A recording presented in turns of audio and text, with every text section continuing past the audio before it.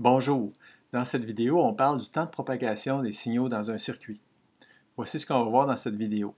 On va tout d'abord parler des métriques de temps des transitions sur les signaux. Ensuite, on va voir les délais de propagation d'une composante et des interconnexions dans un circuit. On va parler du temps de préparation et de maintien des bascules. Et on va voir quelques valeurs de ces paramètres pour un FPGA en pratique.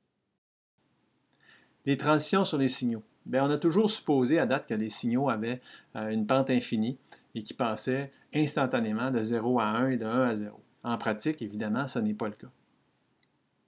Considérons sur la diapositive les signaux d'entrée A et de sortie F d'un inverseur. Pour chacun des signaux, on peut définir plusieurs paramètres de façon à comprendre quel est leur comportement dans le temps.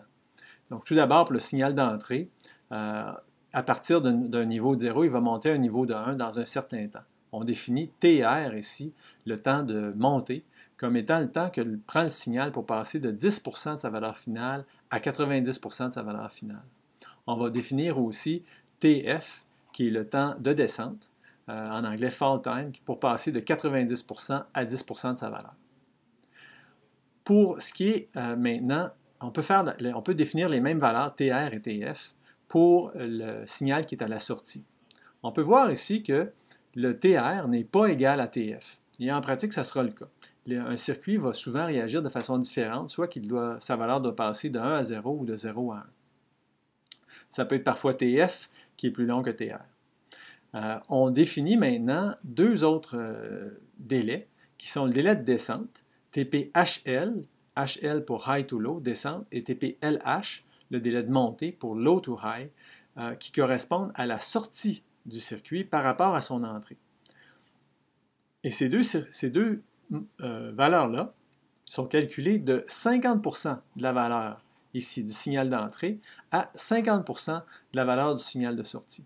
Donc, quand le signal d'entrée passe à 50% de sa valeur finale, la sortie correspondante, on va voir quand elle aura effectué 50% de sa transition, et le délai entre les deux, on va l'appeler TPHL.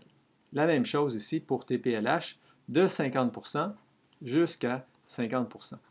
Le HL ici fait référence à la valeur du signal de sortie, donc de high to low, donc d'une valeur élevée à une valeur basse, et la même chose ici, TPLH, c'est pour le signal de sortie.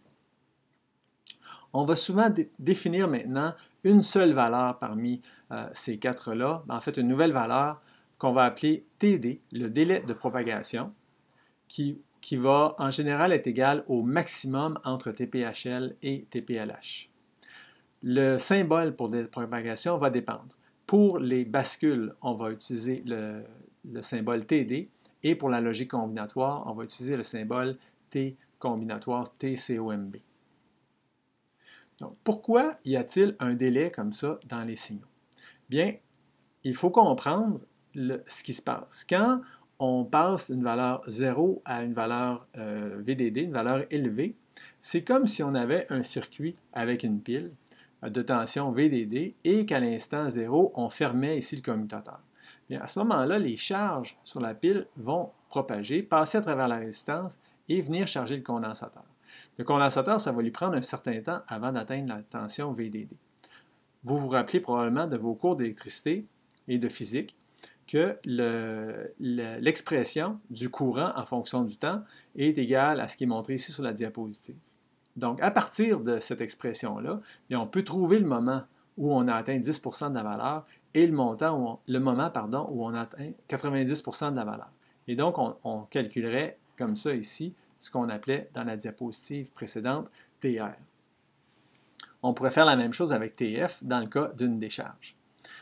Les facteurs qui affectent ces temps, ici TR et TF, sont la charge capacitive à mener. Plus le condensateur ici est gros et plus ça prendra du temps pour le charger à la valeur VDD. La résistance des conducteurs, ici R, et jusqu'à un certain point la résistance qui est à l'intérieur de la pile aussi, plus ces valeurs-là sont grandes et plus le temps sera long encore une fois. Finalement, dans un circuit, on considérera la dimension des transistors. La dimension des transistors, plus les transistors seront grands et plus leur résistance interne ici sera faible. Donc, la dimension des transistors a un impact sur le facteur R dans l'équation. Donc, par exemple, si on a ici deux circuits, on a une première porte logique qui alimente un inverseur. Donc, si on se demande ici, pour le signal qui est entre les deux, quel sera le temps de montée, le temps de descente, etc. Et si on voulait le calculer, bien, on aurait besoin de déterminer quelles sont tout d'abord la résistance ici et ainsi que la charge capacitive à mener. La charge capacitive à mener va dépendre de la taille des deux transistors qui sont là. On se rend compte qu'un transistor, c'est un peu comme un condensateur. Il n'y a pas de courant qui passe ici à travers. Alors, le courant étant bloqué, on veut avoir effectivement une accumulation de charge ici et là sur les grilles des transistors par rapport à la masse. Donc, plus ces deux transistors-là seront grands et plus la charge capacitive à mener sera grande. La même chose aussi, si on doit alimenter d'autres transistors, d'autres portes logiques un peu plus loin, bien, à chaque fois, la charge capacitive augmente d'autant. Pour la résistance, eh bien, on parle ici vraiment de la dimension des transistors de la porte logique qui est la source. Par exemple, si on veut charger le circuit et qu'on doit passer par le transistor C ici, supposons que A et B ont une valeur de 1 et C a une valeur de 1 aussi, et à l'instant 0, C passe à la valeur 0. Mais à ce moment-là, on avait ici une tension de 0 volts et maintenant on va devoir charger ce circuit ici à partir de la tension d'alimentation. Donc, plus le transistor ici sera large et capable de conduire du courant, et plus petite sera sa résistance interne. Et donc, plus vite le courant sera chargé. Le condensateur ici à la sortie sera chargé, et plus vite le signal passera de sa valeur de 0 à 1. Donc, on parle du délai de propagation d'une composante, maintenant qu'on a compris les différents paramètres pour les ondes dans le temps. On va maintenant parler uniquement d'une seule valeur, T combinatoire ou TD pour les bascules. Donc, à partir du moment où les entrées A, B et C de la composante sont stables, bien, ça prendra un certain temps qui est égal à T combinatoire avant que la sortie F soit stable et valide. Par exemple, sur la diapo, à un certain temps ici, le signal A change de valeur. Ce changement de valeur pourra entraîner un changement à la sortie F. Et ce changement se fera après un certain délai. Un peu plus tard, B et C changent tous les deux de valeur. Mais à ce moment-ci, encore une fois, ce changement, une fois qu'il aura été pris en compte et les effets internes de la composante sont effectués, mais produira un changement à la sortie F, encore une fois après un certain délai T combinatoire. Et ainsi de suite, à toutes les fois où il y a un changement sur une des entrées. Les délais de propagation sont spécifiés par les manufacturiers pour différentes composantes. Et ils dépendent bien sûr du délai des signaux d'entrée, de la tension d'alimentation, de la température d'opération du circuit et de la charge menée par la composante. Bon, voici un exemple. Alors, les bascules du circuit ont des délais de propagation de 2 nanosecondes. Et les portes logiques ont des délais de 1 nanoseconde pour l'inverseur, 2 nanosecondes pour la porte E et la porte OU, et 3 nanosecondes pour la porte OU exclusif. Donc, quand est-ce que les signaux vont se propager dans le circuit? Donc, tout simplement, on les additionne. On avait 2 nanosecondes ici pour les bascules. Donc, ce signal-là ici sera disponible 2 nanosecondes après la transition d'horloge, celui-ci 2 nanosecondes aussi, et celui-ci aussi 2 nanosecondes après la transition d'horloge. On peut voir que ce signal-là ici sera disponible 4 nanosecondes après la transition d'horloge.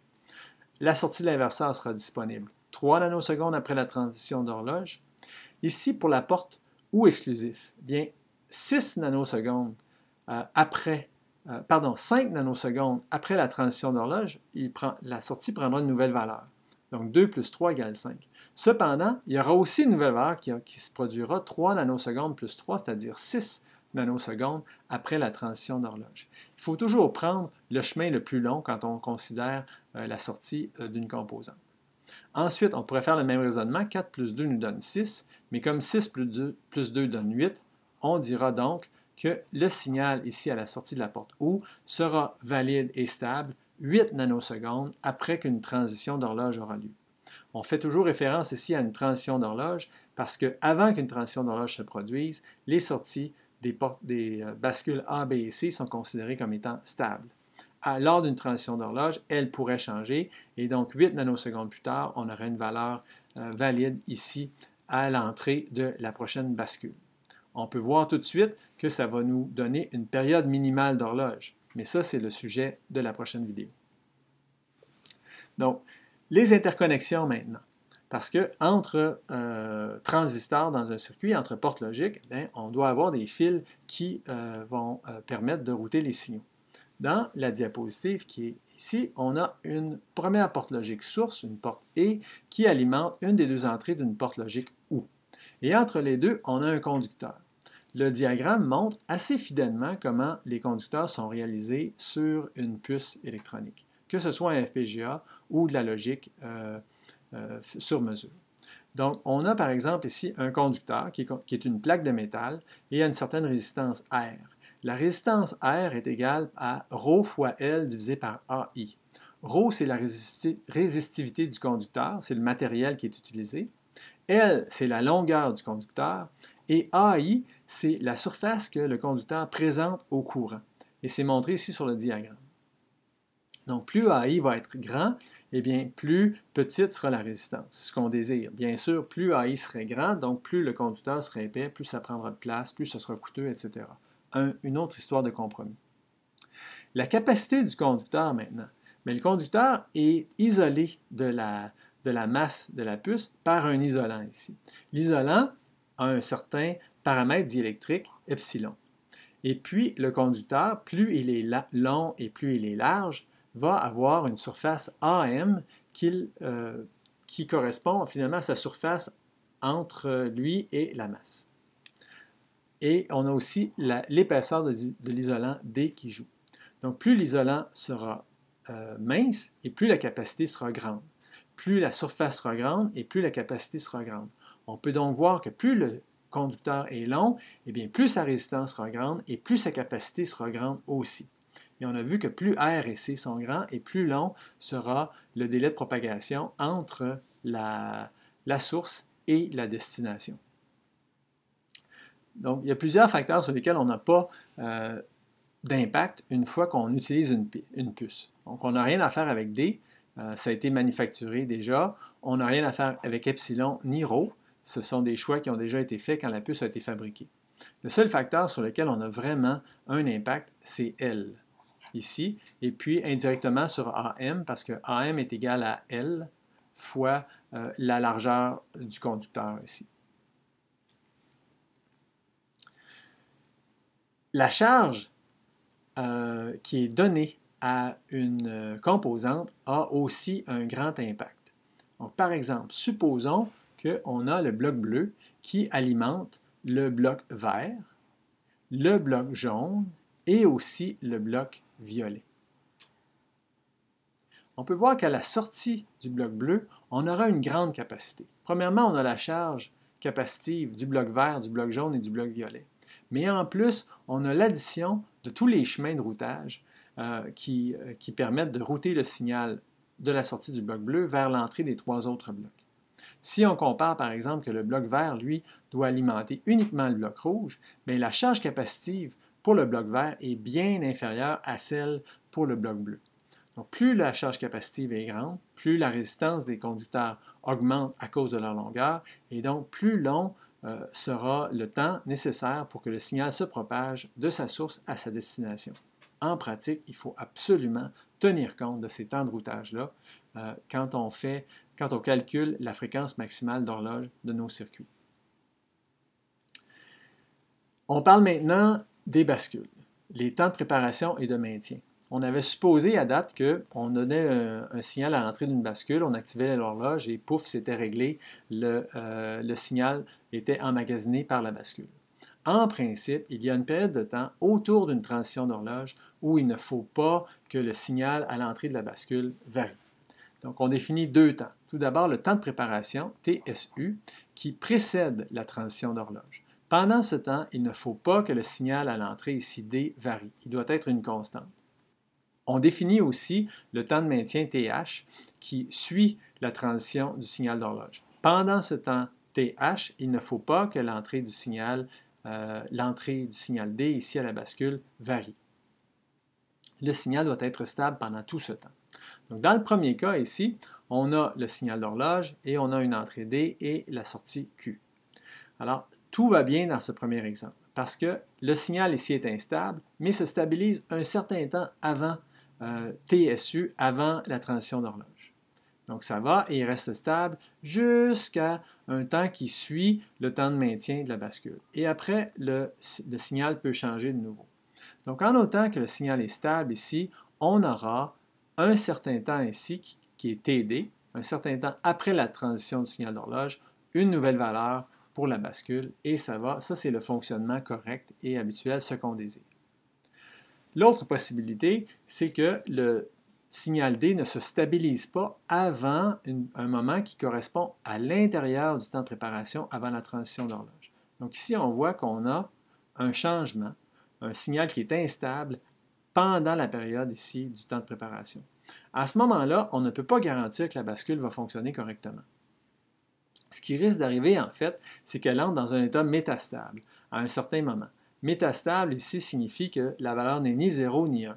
En termes électriques, ça serait ni 0 volts, ni 3,3 volts, par exemple, ça pourrait être 1,5 volts. Donc ça, c'est très mauvais pour le circuit et on ne sait pas comment interpréter la valeur. Un certain temps plus tard, la sortie de la bascule se stabilisera probablement sur une valeur qui est indéterminée. Ça pourrait être 0 ou bien 1. Et on ne peut pas prédire en fonction de la valeur du signal D. Donc, dans ce cas-ci, dans le meilleur des cas, la bascule va tomber par hasard sur la bonne valeur. Moins bon cas, elle va tomber sur l'autre valeur. Et dans le pire des cas, bien, sa sortie ne se stabilisera pas. Et donc, on veut vraiment éviter à tout prix d'avoir des transitions du signal d'entrée à l'intérieur de la période interdite qui est définie par un temps préalable TSU et un temps qui suit TH, la transition d'horloge de la bascule. On va maintenant voir les valeurs de quelques paramètres pour un FPGA en particulier de la série 7 de Xilinx. Sur la diapositive, à gauche, on voit un modèle simplifié d'une tranche du FPGA. À droite, il y a un tableau qui donne certaines des valeurs. La première chose à voir, c'est qu'on constate qu'il y a plusieurs possibilités de valeurs selon la spécification de vitesse de la puce. Par exemple, pour une puce de spécification -1, ce qui correspond ici dans le numéro de modèle à la puce qu'on a, on a une gamme de valeurs. On pourrait payer plus cher pour avoir une puce de spécification -3 avec des délais qui sont inférieurs. Alors, si on regarde tout d'abord la valeur, le paramètre TILO, Xilinx utilise ce symbole pour signifier le délai qui consiste à partir d'une entrée, passer à travers une LUT et sortir immédiatement de la puce. On peut voir qu'il y a 4 possibilités comme ça sur le FPGA. La valeur de ce délai est de 0,13 nanosecondes. C'est très rapide. La deuxième spécification, c'est le TILO 2. Celui-ci consiste à passer à travers un multiplexeur en plus d'une table de conversion et de sortir comme ça ici de la puce. Pour ce délai, on a une valeur de 0,36 nanosecondes, ce qui est presque 3 fois plus long. La troisième caractéristique, c'est le TILO 3, qui lui consiste à passer à travers 2 niveaux de multiplexeur. Donc, on passe à travers une LUT, un premier niveau de multiplexeur, et ici, le deuxième niveau de multiplexeur ici, pour éventuellement sortir de la puce. Et dans ce cas-là, le délai est de 0,55 nanosecondes. Un autre paramètre qui nous intéresse, bien sûr, c'est le délai qui est produit par les bascules elles-mêmes. Donc, à partir d'une transition d'horloge, le temps nécessaire pour que le signal sorte ici de la bascule. C'est le même pour les 4 bascules. Xilinx l'appelle TCK0 et sa valeur est d'environ 0,53 nanosecondes. Le dernier paramètre qui nous intéresse, c'est bien sûr le temps de préparation, setup, et le temps de maintien, hold times, que Xilinx appelle TDICK et TCKDI. Et les valeurs sont respectivement de 0,09 et 0,26 nanosecondes. Pour ces caractéristiques, Xilinx mesure le délai à partir des entrées X de chacune des bascules. Donc, comme ça ici, jusqu'à la transition d'horloge, la même chose pour BX, CX et DX. Donc, ceci conclut cette première vidéo sur le facteur temps à l'intérieur de nos circuits numériques.